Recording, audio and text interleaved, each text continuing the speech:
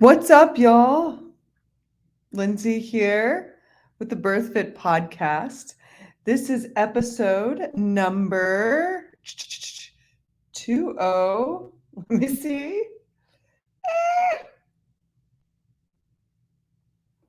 Where are we at? Yep, this is episode number 208. And we are recording with Dr. Sarah of Uprising. I'm over here texting right now to make sure she can get in. Let me also make sure. All right, for those of you listening today, we have a special offer on our BirthFit prenatal training program. We have a 20% discount if you use the code BF Podcast Pre. BF Podcast PRE.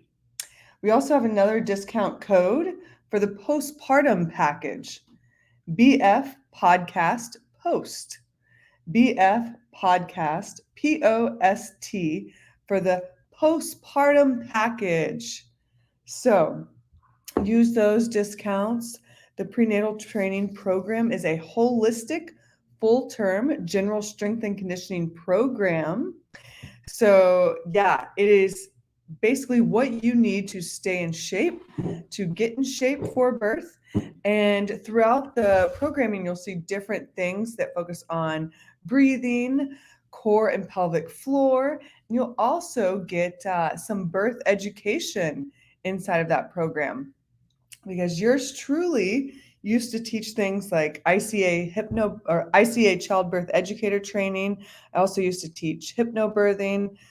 Believe it or not, all that's in my background. The BirthFit postpartum package is the full deal. The lying in program, the BirthFit basics, and then postpartum training. So it's the full package that will take you through 5 months postpartum. Leave the guesswork out of it and train with those that truly know what the hell we're doing.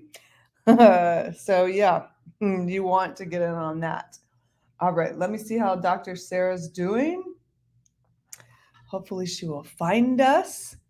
I'm really excited about this episode because I don't know if y'all follow Dr. Sarah on Instagram, but she for sure calls out some bullshit in the maternal world.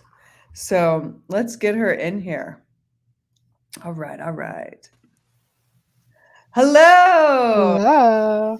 Welcome. Thanks for having me. Yeah, let me see if I can edit name. I'm gonna put Put whatever you want. Birth Uprising. There we go. So that when people find us on YouTube, they know how to find you. Oh, good. So good to see your face. Oh, thanks. You too. Yeah. The camera is backwards. It is? Yeah. You know how it usually like mirrors it so it looks like you're in a mirror? Yeah. So like this side of my head is left. I don't know. I got to get rid of my face. How do I miniaturize myself? Oh, that I don't know. I just started using this platform, StreamYard. I love it, but I don't know all the tricks of it yet. Well, we'll figure it out as we go. All right, so I want to dive in, basically because I've been keeping these episodes short, sweet, and to the point. Mm-hmm. And also, I know that you've got kiddos and things to do, and you live a busy life. All right, so let's introduce yourself and tell everybody who you are and what Birth Uprising is and how that came about. So I'm Dr. Sarah Leahy. I am a chiropractor, but I have been home with my kids since my first was born about 5 years ago. And so my husband's kind of taken over the practice. Awesome. And in the meantime, had a traumatic birth experience with my first, had an unnecessary C-section, and I had depression and anxiety and PTSD, and kind of worked through that over the next 2 years, but knew that the next experience had to be much different. And what I ended up deciding was that I would have my second baby, just me and my husband, just unassisted. And so I had some OB care, in air quotes, during that time, but decided that the best and safest option for me to avoid interventions that would lead to another surgery or just honestly make it more dangerous for me, I decided to stay home. And that second experience completely erased all of the PTSD and anxiety and depression. And it really showed me what birth could be, that it didn't have to be this scary thing where, you know, people are putting you on a clock and intervening constantly and telling you things are wrong with you and getting in your head. And so that led me to wonder how many other women had a similar experience. So I started a small Facebook group, and from there learned that it was much more common than I had imagined. So I started an Instagram page about 2 years ago, which is Birth Uprising, and called it Birth Uprising because I feel like the birth world needs an uprising. And there are a lot of good people in it that are trying to make that happen. But at the same time, just in general, 99% of women in the US, at least, and most other countries, give birth in a hospital. And you kind of get a pretty similar experience hospital to hospital. Some are worse, some are better. But overall, the whole system needs an overhaul. And that's probably not going to happen because it's just such a deep problem. But if my whole hope on starting this account was that I could reach more people and give them more information about their options and about the truth of the necessity of certain things or the dangers of certain things, so that they could make their own decisions and not be scared into them. And so we chose, you know, some women choose to get an epidural and they end up with, you know, nerve damage indefinitely, for example, or back pain indefinitely. But they weren't warned that that's a possible side effect. And had they known, would they have chosen that? They may have chosen otherwise. So it's not about me telling you necessarily what you should do, because I think everybody should be able to make their own choices. But I think everyone's not given the information that they need in order to make the best choice for them and not have regret. Absolutely. And so that's what my account is. And so I'm trying to now work on getting more than just little sound bites of Instagram stuff and making some more like concrete birth education stuff that people can purchase and help to educate themselves and feel prepared. I see you working over there. And before we move on, like I see you making those necklaces. Oh, thanks. I do make necklaces. Yeah, I think they're adorable. And every time I see you in a new, then different one. Yeah, I just like them. And they're, you know, I have a 1-year-old and he's nursing. So it's better for him to chew on that than my clothes. Yeah. Okay, so many women find themselves, and I just literally, we had this question in the support group for our training programs, like our BIRTHFIT training programs. We had somebody ask, hey, I've had 2 C-sections. I don't even know where to start. I want a VBAC and I want a home birth. So, you know, they're probably very similar, you know, similar fork in the road as to where you're at. And how did you basically get out of that situation and know that, okay, I can do this. I want to do a free birth. And what was your mindset? Any training? Like, was there any pivotal moments in your life? Anybody say something magic to you? No, the magic was in me. Yeah. Okay? It was in me the whole time. So, and that's really what it was for me. Was I had actually hired a home birth midwife for my second birth, and it just didn't work out. I had to fire her. And then I just thought to myself, oh, I couldn't find anybody else. What am I going to do? I don't want to give birth in the hospital. And I said out loud, what do I have to do? Deliver this baby myself, which is not even a term I use anymore now that I'm, you know, I'm a little bit more aware. But it was honestly like a light bulb went off, and I thought, could I do that? Yeah. And then I started looking into it. So what really helped me was, I find that the barrier for a lot of people to having the birth that they want is fear. And so The fear comes from being uneducated about something. So a lot of people will say, my partner is not on board because they don't think that home birth is safe. They're worried that something might happen. But the partner or them, if it's you, you're worried something might happen, but you don't know what something means. Right. What specifically is something?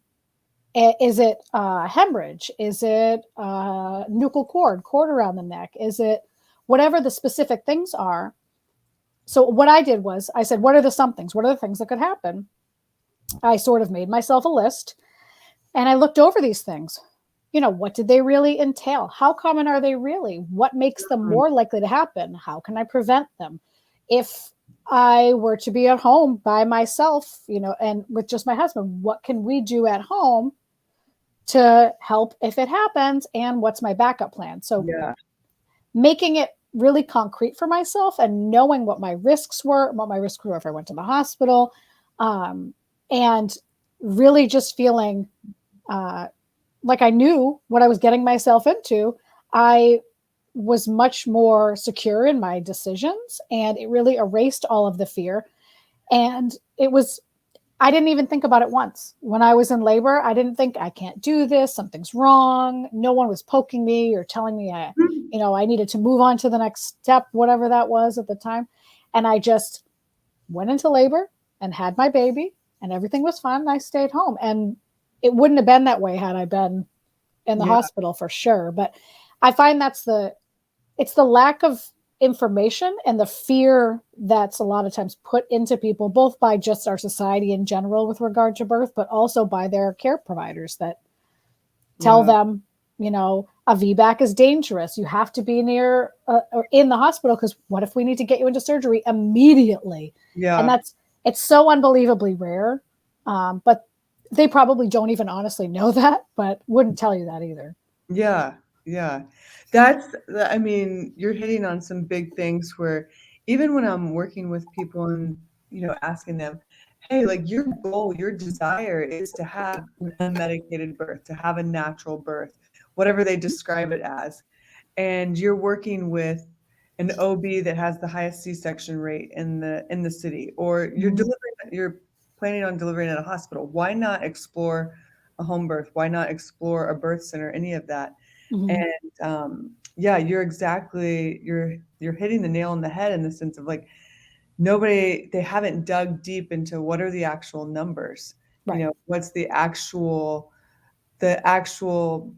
risk of hemorrhage, Right. And I think you described this recently of it might have been a video or a reel that you did.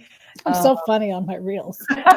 They're great. But it was like, I forget exactly what it was, but you were talking about, it might have even been hemorrhage or tearing.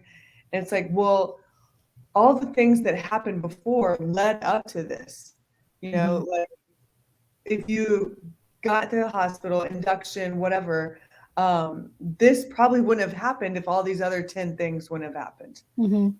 And can you elaborate on maybe some of your findings and like the cascade of interventions that typically happens or that you see in the hospital? Well, if we want to talk about the ultimate intervention is having a C-section, and of course, C-sections sometimes are the best choice for some people. In some situations, they can be life-saving, and just like lots of other surgeries. Like, we're glad that we have them if we need them, but they have become so overused because they're convenient for both the hospital and the providers and sometimes the parents involved too. But what can happen is I see so many women have C-sections who just don't need it. It starts with, oh, your baby's looking big on a late term ultrasound. Can be 2 pounds off in either direction. Yeah. And then, oh, we should induce too early. And now your body's not ready. So you go in for an induction. It takes 4 days. It's not actually working. Now the baby's in distress, or your blood pressure's dropping, or you're exhausted, or whatever it is. And they suggest you just have a C-section, or they give you medications that actually cause something to be wrong with the baby's heart rate or breathing or with you. Mm. And then they really do have to do a surgery to save you from what they just did to you. Yeah. So thank God you saved me. you're right. And well, but and then people believe it because that's what they're told, and Yeah. they don't know that it didn't have to be that way, or the issue was what was done to them, and not that their body was inherently just broken and not able to do this thing. So yeah, it's really sad because it's very rare that I hear about a good birth story in a hospital setting. Yeah, same. Granted, I do talk a lot about birth trauma and hear women's stories in that regard. And there's a whole lot more trauma in hospitals than at home. It can still happen at home, but it's so much less likely. And of the thousands of stories I've heard, all the women who have had a trauma or have been in a hospital and then decided to have a home birth afterwards, not one has ever said, I'll go back to the hospital next time. Mm-hmm. If you've experienced both, I haven't met anyone anyway who says, you know what, I've experienced both. I didn't like the home birth. I'm going to go back to the hospital. I prefer the the medical establishment. Yeah. Right. Yeah, that's so true. Yeah, they don't go the other way. No, they generally do not. So yeah, okay. You just reminded me also of another post that you always do on Instagram. It's like shit my OB says. Mm-hmm. And what are some of the most, first of all, has there been anything on there that surprised you? And then what are the more common things? I think my mouth has dropped open a few times with some of the stuff that has been said to people. But I mean, it really doesn't surprise me anymore because it's just, they're not seen as people. Like I made one, let me look at the most recent one. I made one was it yesterday? I don't know. All the days blur together. Yeah. For me. But I made one that said, so I'll take submissions. Like every once in a while, I'll put it up for submissions and have people in the comments share something that their OB, or not necessarily their OB, it could have been a nurse or an ultrasound tech or somebody involved, could be a midwife, somebody involved in their care, said to them at some stage that was just so very wrong. And then once in a while, I'll post them. I don't want that to be my whole account because that would just be depressing. So I'll just interject them here and there to remind people that even if you didn't have an experience like this happens every day to loads of people. And it doesn't mean that next time it won't happen to you. So I want you to know this is kind of what you're getting into generally. If you might be at a hospital. So the last one I posted said, before my C-section, I was literally told nothing. Everyone just prepped me like I was some doll. And I'm just picturing, and I've had a C-section, I'm just picturing this woman lying there and all these people talking over her about, this is obviously not what she wanted. Laying there on a cold table, and you get really freezing when you get the medications, the anesthesia they give you, not telling her anything and just talking about her and then slicing her open and taking her baby out and just how traumatic that is. She said, all my crying, questions, and concerns were ignored. All they cared about was making sure I signed pages of paperwork that I didn't understand, because what they care about is their liability. Absolutely. And in the caption, I said, people go into, I don't want to call it healthcare, I said, because it's not really health, but hospital work, as, nurses, techs, doctors, whoever you are. Initially, most people go into a job like that because they want to help people. Yeah. And what happens along the way is that the system is not set up to support them at all. So they all get burnt out. They're not getting paid enough. They have way too many patients. They have so much paperwork and hoops to jump through. And they really stop seeing people as people. And they start, and this isn't everyone, I talk in generalizations. They stop seeing people as people and start seeing them as cases. And so they're not realizing what they're doing to this woman by treating her that way. And also the system's not set up for them to ever know how this woman is feeling after that day. Because once she leaves the hospital, those people will never see her again. And the people in that surgery room will definitely never see her again, unless it's in a courtroom or something because she's sued. But even then, it's really hard to prove that what you say happened wasn't necessary, and they'll just claim that it was. So it's really hard to have a malpractice case of any kind when it comes to birth. Yeah. But she'll never see them again. She'll see an OB in 6 weeks and probably put on a brave face and pretend she's okay. And no one will ever know that what they're doing is wrong and that they need to change their ways because their system is not set up for getting any kind of feedback. Mm-hmm. So a lot of the stories that I get are that way. They're just like, they're either people were completely ignored or things were said to them that were just so off base. Yeah. Like one was, someone was trying to, I think it was the anesthesiologist was trying to console this woman who was upset about getting a C-section. He said, we just open you up like a suitcase. And then we close you back up like a suitcase. And she was like, what the, like, you're comparing a human who's giving birth on this really important occasion in her life to a suitcase? Like, I'm just a bag? Like, what do you really thought that was a good thing to say? You know, like you thought that up on your own. You didn't have to say that. Yeah. So, oh, that would fire me up. Yeah. It's just, and I get so mad and I have to calm myself because I feel so bad for all of these people, you know, and I hear it, a lot of it all the time. And the way to go about it, I feel, is some people can't be helped. Some people aren't going to listen to anything I have to say, or they're going to, you know, tell me I'm crazy or whatever. Totally. But, you know, there's people like that all over. But there are a lot of people who have said to me, what you've said made me think. Yeah. What you said changed the way I went about my birth. And I had a really good experience. I had previously had trauma, and I really appreciate you and the work that you do. And, you know, that makes all the people that call me crazy worth it. Absolutely. Well, I think you were kind of getting at it earlier, like when you were saying maybe you had a good experience one time, but I'm sharing these things because this is like the generalization. This is what's happening majority of the time. This is what's happening to, like, and I always tell like my doula clients this, or people that I have consults with, is I would like you to be, you know, a unique case, but the reality of it is you're not. Like, you're just another number to the other side, like you were talking about. You're just another number walking into the hospital, walking into the doctor's office.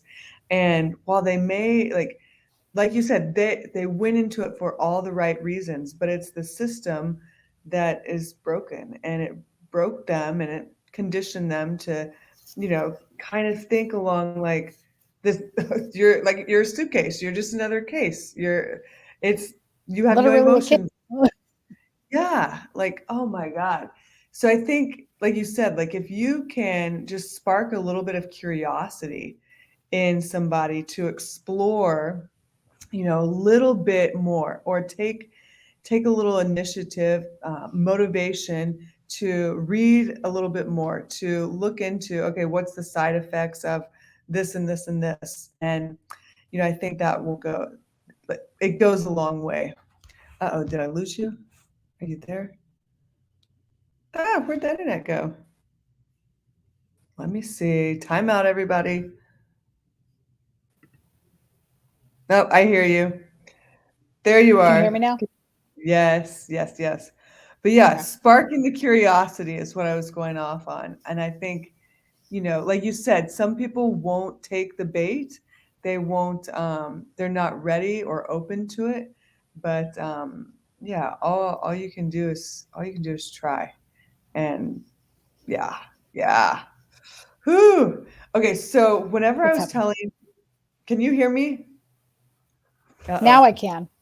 Okay, good. I don't know what the heck happened. But you can hear me now. Yes, I can. Okay. So whenever I was telling everybody via Instagram, social media. Or I could. Gosh. Now it's breaking up again. And now you're gone. No. Let me see if I move. It's happening. I know. Let me see if I open the door. But you can hear me right now? Now I can. Okay, so I'm walking down the hall. We're on our break at our office. I might just have to sit back by the internet. Can you hear me now? Oh yes. God. Okay, so I'm going to sit right here by the internet.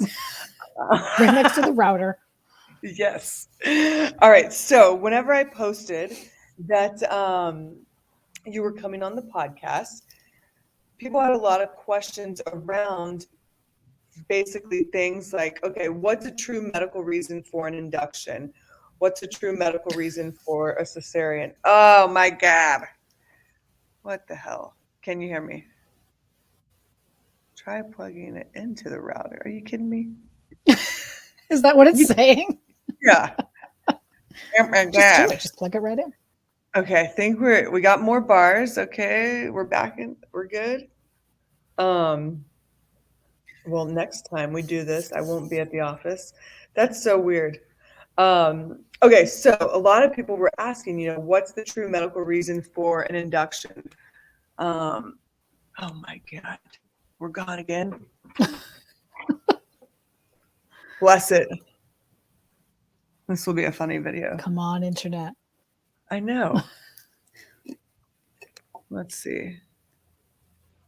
Let me see if I go in this office. Lay right here.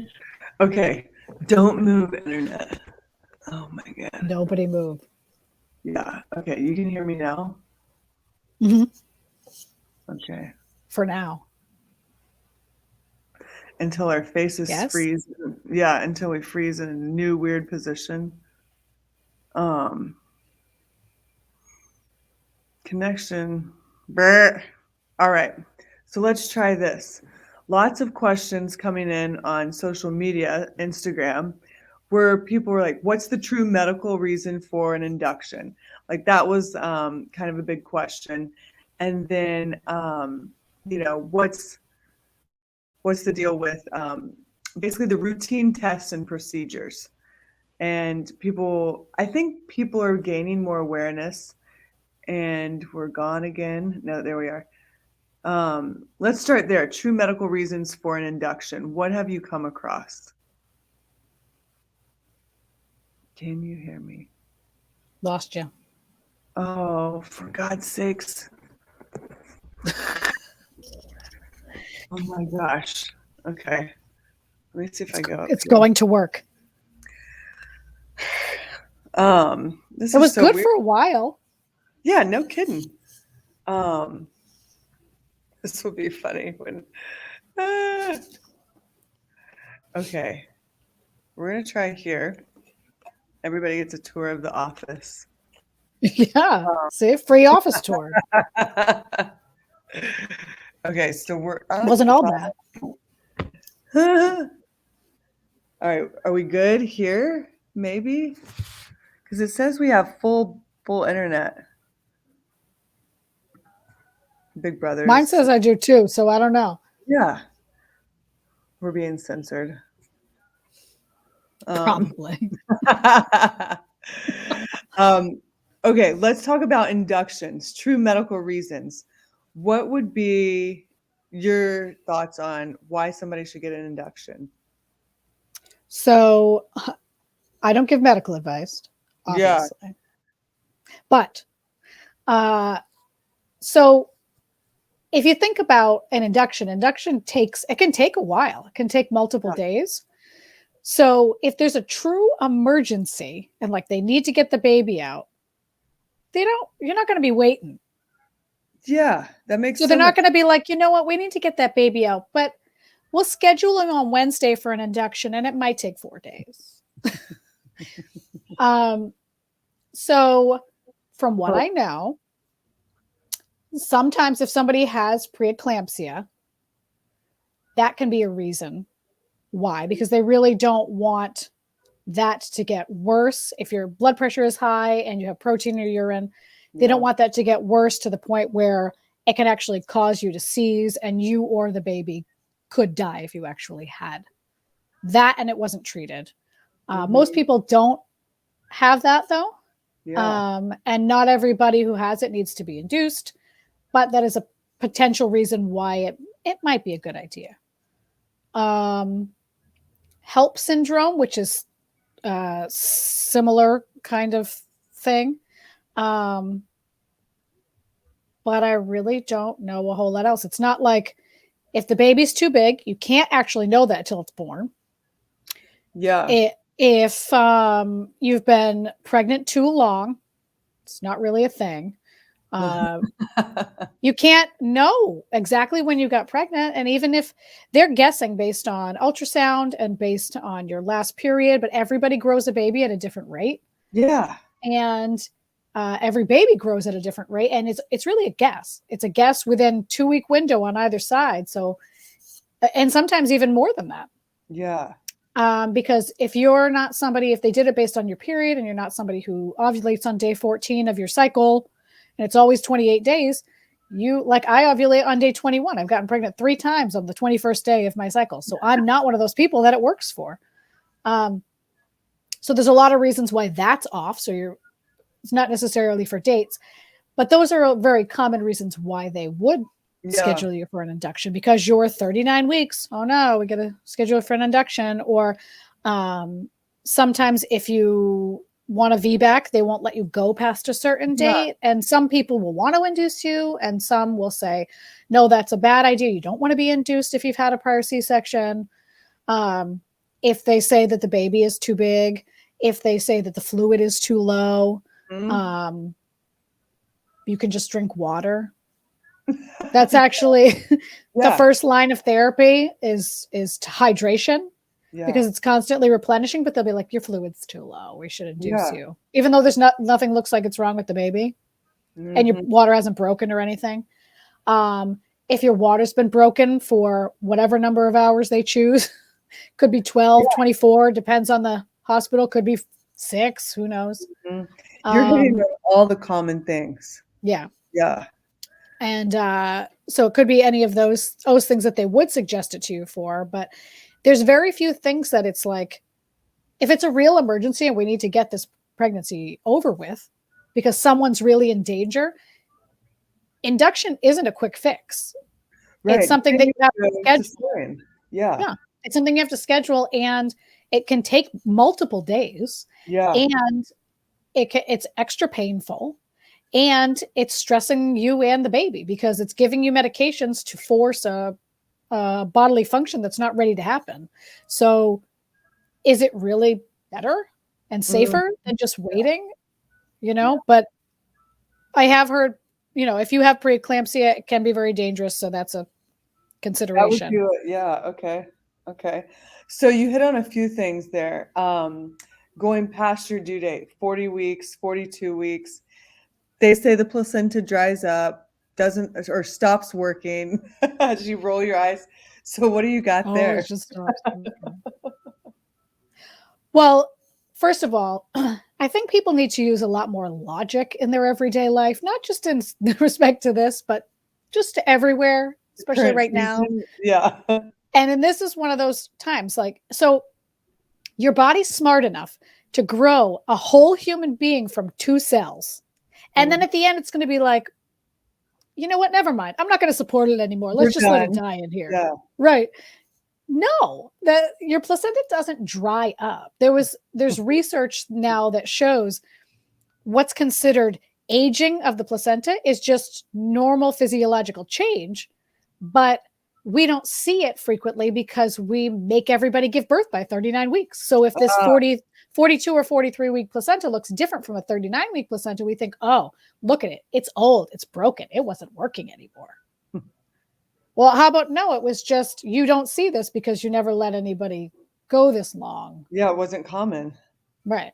To think that the organ that supports your baby would just crap out and die because it's so old.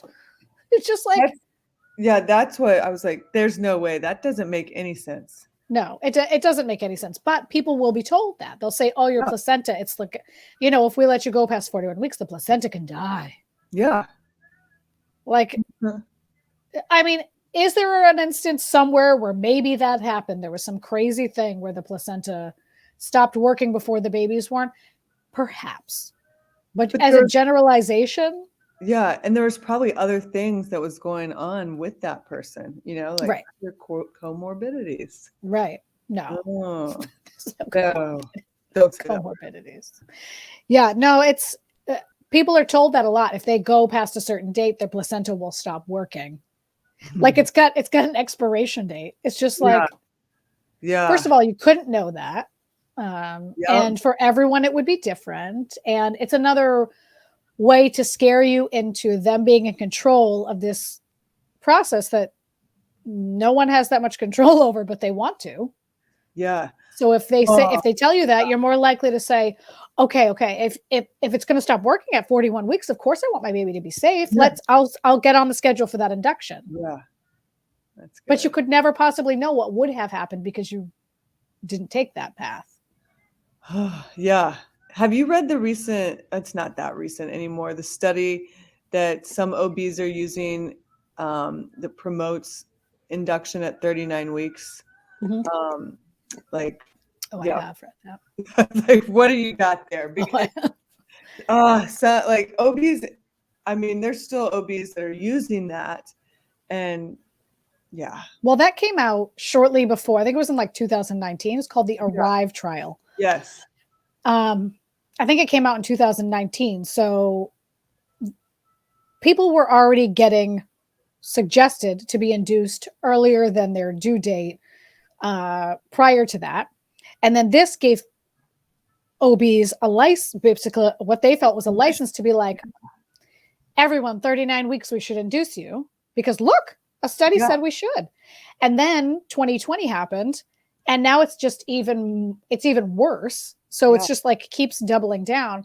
So this study though, it's super limited. There were a lot of women who chose not to participate in it. Yeah. And of the ones who did, there was a lot that it didn't actually go deeply into, but they were all first-time moms. They were all a certain age range. It was like somewhere in their early 20s. Mm-hmm. And they were induced at 39 weeks. And overall, that group compared to the group that was not induced at 39 weeks, which by the way, doesn't mean they weren't induced, just means they weren't induced at 39 weeks. Boom. Reduced the C-section rate by like 5% or something like that. Whereas having a doula present, which, is no intervention and has no downsides, reduces your C-section rate by like 20% or more. I don't even know, but it's like 5 times as much. Yeah. And no one's doing anything to you. But also what I think is important to remember is C-section it's a subjective surgery. So what one doctor decides should be a C-section, another doctor might not have decided that. And now they're in this study. The doctors know they're in the study because they can't not know in this kind of study. So they know they're in this study and they're being watched. And they know that it's better. They know that a high C-section rate is bad. And so, especially if their name's attached to it. Right. So who made the calls to say, no, we're not going to, this one won't end up in a C-section. We're going to keep supporting this person, as opposed to I would have normally taken this person in for a C-section because they know that they want it to look better. To me, there's no way that you can say, because it's all subjective. Every choice that was made because, you were in this study. And totally, it's not like, it would have happened regardless. And we can use it as a concrete example of, oh, look, it really does reduce it that way. If we repeated this same study with different people, it could be a completely different number. Yeah. There's so much bias there that wasn't talked about at all or shared. Not very transparent. Okay. Yeah. I don't, stuff like that.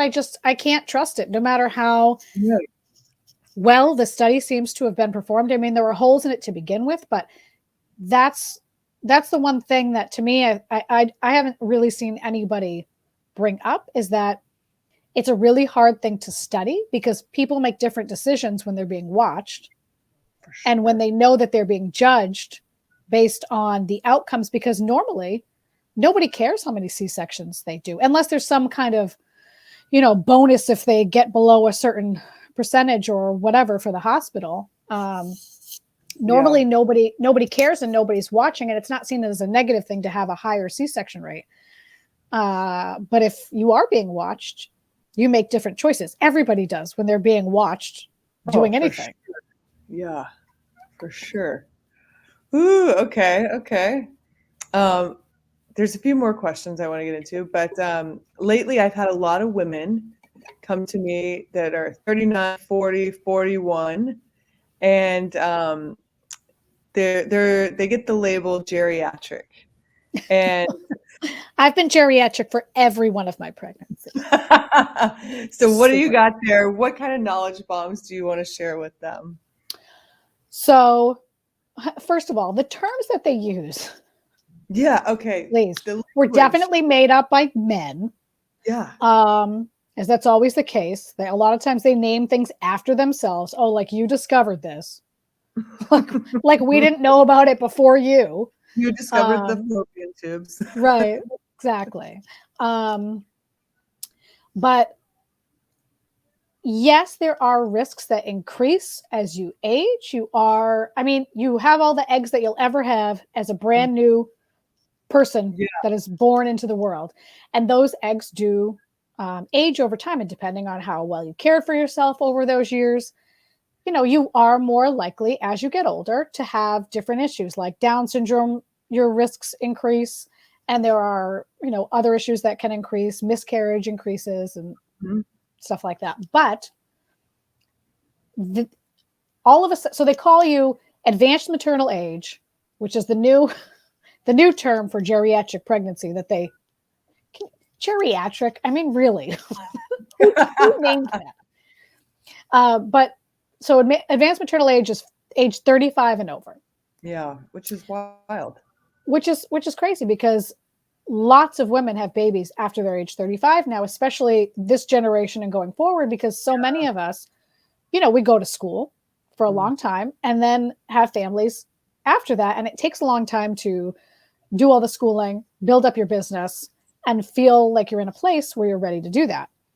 The funny thing is, though, your body doesn't have this clock where on your 35th birthday, all of a sudden it's like, you're old now. You're old now, and all of your risks are increased. It's a gradual aging, Yeah. So I was 34 when I was pregnant with my first son, but I had him by the time I was like 2 weeks over 35. And so I was considered advanced maternal age, even though I had just turned 35 and my whole pregnancy had been during the time I was 34. Oh my gosh. It's another way to control you. If you ask what the risks are and the actual increase in risks, they're small. And a lot of times there's still not things you can do anything about.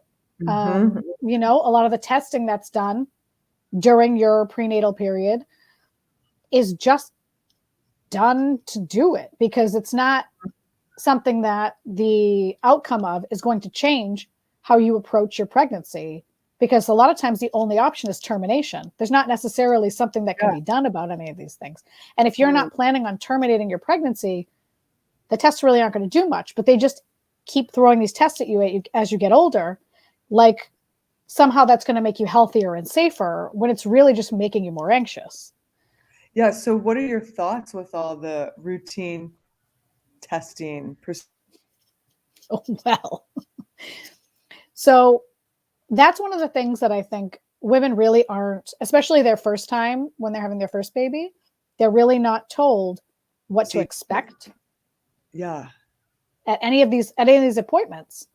And they think that the person who is their doctor or midwife or whatever, they are going to tell the truth all of the time. They're only going to give them the individualized care that makes sense for them and only give them the tests that make sense for them, and not realize that everything is standard. It's a conveyor belt of the same tests for everyone. They don't individualize it. And if you try to get outside of that standard, list of things, you often are looked at like you're crazy or negligent, or they release you from care. And so actually what I'm doing right now that's been taking me forever because I have 3 children is making a workbook for that prenatal period. So I got a list of all the tests and procedures that are offered to you. Well, offered. But by that, I mean told that you have to have. So you'll be told next week we're doing this or whatever it is. But all of the tests and procedures that are kind of standard, and kind of breaking down what your appointments will be like, breaking down what each of those tests are, and then giving you questions, because I feel like people learn best by asking the questions and getting their own answers rather than me just telling you what to do. Yeah. Yeah. I ask you the questions like, why is this being suggested to me? What are the risks of this? How many false positives are there? What are the benefits? If this test comes back positive, what's the next step? Is there something I would actually change about my pregnancy? Yeah. What happens if I decline? And just going through all of these steps for each of these allows you to figure out if this test is really something that's good for you. And for everybody, the answer is going to be different. Yeah. But it lets you kind of figure it out for yourself in your own situation. Because a lot of the tests, they're really not that necessary. They don't change the course of your pregnancy. They don't change your decisions. A lot of times they just make you more anxious about the results. Absolutely. And sometimes the results can be wrong. And then you're anxious unnecessarily, which can affect you and your pregnancy and your baby. It should be a time when you feel the best and you're celebrated and you're excited and you're happy. And for so many women, it's just like 10 months of anxiety. Yeah. And then trauma. And it doesn't have to be like that, but you really need to do the digging and ask the questions so that you feel prepared and confident, regardless of where you give birth and who's going to be there. Yeah. I'm in agreement there for sure. Yeah. Okay. So I know we're running out of time, but you hit on earlier when 2020 happened.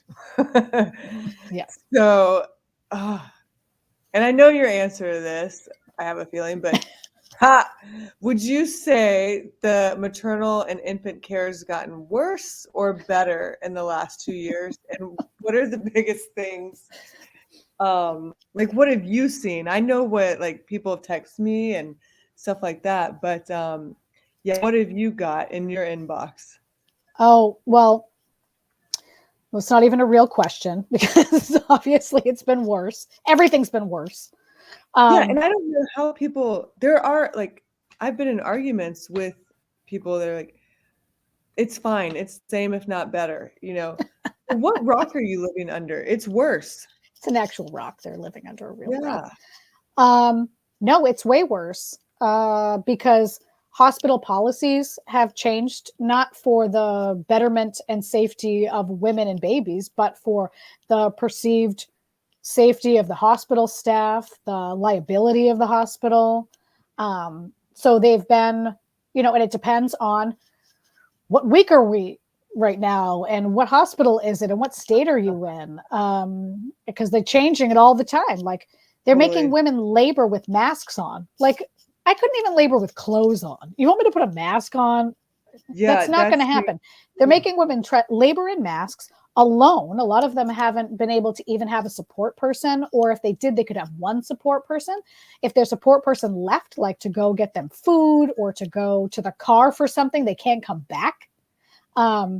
Women's babies have been held hostage if they've tested positive for certain things, or if you decline certain things. It's just been, all I've heard is horror stories, nothing good or positive. But I will say, as someone who gave birth at the end of 2020 at home, there was nothing different for me. All of my prenatal care was normal. It was like I lived in a normal world. And my birth was exactly the same as it would have been any other year, because there weren't these crazy regulations. And I wasn't in this place where everybody goes when they're sick, that they're so worried about illness. I was in my own home. I had my same midwives that I'd seen the whole time. I had continuity of care. I knew what to expect. I knew who would be here. I knew what my postpartum care would be like. And it was a really good experience, and it would have been the same any other time. But all these women who tell me their stories about their births during 2020 and 2021, there's so many that are just, they would have been horrible anyway. And this was just like the icing on the cake. They're just like extra horrible. Women who are having surgeries scheduled that don't need to be scheduled, induction scheduled, being forced to labor alone with masks on, tricked into things. And there's they no postpartum care. And there's no postpartum care. And a lot of the prenatal care was through Zoom. Yeah, that's terrible. Which is really funny too, because, they weren't doing a lot of in-person visits. So they're deciding what's important to be in person and what's not so important to be in person. And so women are missing all of these visits because it's not the same when you're talking to someone on a computer as it is when you're in the office and you're, every time you're there, they weigh you, probably make you feel like you got too fat, make you pee in a cup, take your blood pressure, ask you about a bunch of questions, make sure you haven't been eating raw fish. And they're not, a lot of these procedures that they consider so essential and important, they're just downright skipping. Well, that just goes back to the previous question. Not necessary, Right. Oh. Right. And they can't do, or women during their prenatal care, they're going to get an ultrasound, which for a lot of couples is, if they want to get an ultrasound and they wanted to see the baby, even though it's like a little blurry blob, they do that with their partner a lot of times, and they've been denied that access. You have to go and do it alone. It's like, how sad is that? This should be like this momentous occasion, and you're not allowing anybody else in here? Just one other person for 20 minutes? The person that I had sex with to make this baby. Right. But they can't. They can't come in here now. Right. I was just with them 2 minutes ago, but they can't come in. Yeah. They're in the car waiting. They drove me. Okay. So we're about to wrap, and we'll get you back on here. But what's been your favorite birth book? Or do you not have one? I don't really have one, because I'll be honest and tell you that I have a lot of birth books, but I've read part of each one because I'm tired and I don't read nearly as much as I should. You got but I have, because I keep just having more children. I have a couple of books though. I'm looking that up on my shelf. There's one called Pushed. By Jennifer Block, who she wrote this book. It's all about giving birth and the maternity care system, and it's a lot of the stuff that I've been saying. It's a lot of the stuff that they try to hide from you and make you feel like it's not going to be that way, and it's kind of like an inside to what it's really like. Another one similar kind of premise called Like a Mother by Angela Garbs. What else do I have up there? I have one called Unlatched, but that's about breastfeeding, and that one's really good too. And that goes into breastfeeding and information about where formula came from and what the original reason was for formula companies making formula and how that's kind of transitioned. That's a whole other podcast. That's a whole other thing, but it's really interesting. Because what is now kind of an evil empire at the beginning was not really. It was actually the formula companies they weren't even formula companies at the time, made formula because women ended up going to work during the Industrial Revolution, and they were just leaving their babies and feeding them whatever, flour mixed with water, and they were dying of malnutrition. So companies started making this. And so it originally was a whole different issue. Born in the USA. That one's good. That's a good one. Yeah. And then anything by Sarah Wickham, Dr. Sarah Wickham. Yeah. She is a midwife and researcher, and anything by her is good. And also Real Food for Pregnancy by Lily Nichols. We love Miss Lily. I love Lily. That's a really good book as well. There's so many, but I haven't, like I said, I haven't read every one, but I highly recommend them all because I have read some of each one. Awesome. All right. Where can people find you? And you have some courses or workbooks coming out. What do you got? What kind of offerings you got? Both. So I am at Birth Uprising on Instagram and Facebook, which is really just some of the stuff from Instagram reposted on Facebook. I spend no time there. Same.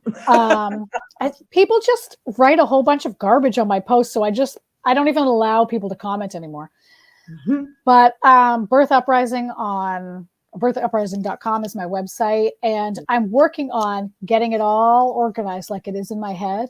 Mm-hmm. So right now I have affirmation cards that women can buy to like prepare and color and put up in your birth space. I have teething / nursing necklaces, art, some education. Super cool. Yeah. You have some education stuff. And then right now I'm working on that workbook, which I hope to get out soon. So that'll be a physical thing. Yeah. And with that, I'm going to also make a course to help people work through it and give them some more of the information, because it was just too much to put all in one thing. So that'll elaborate on your prenatal care and your options and what to expect and all of that. And then you can work through the workbook at the same time, and that'll come with the course. So it'll happen. Awesome. It'll happen. Yeah, I believe you. You make shit happen over there. It's awesome. Yeah. Slow, but I'm like a little tortoise.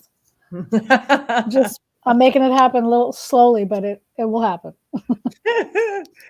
Well, Sarah, thanks for bearing with me and the internet. And I've definitely enjoyed our conversation, but mostly I enjoy what you bring to this world, because you spark curiosity in so many, and I think it's a must in today's world.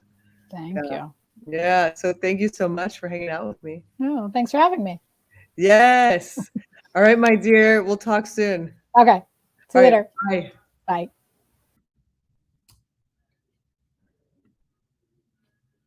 Let me wrap this. All right, y'all. Thanks for hanging in there. Sorry about the internet mishaps.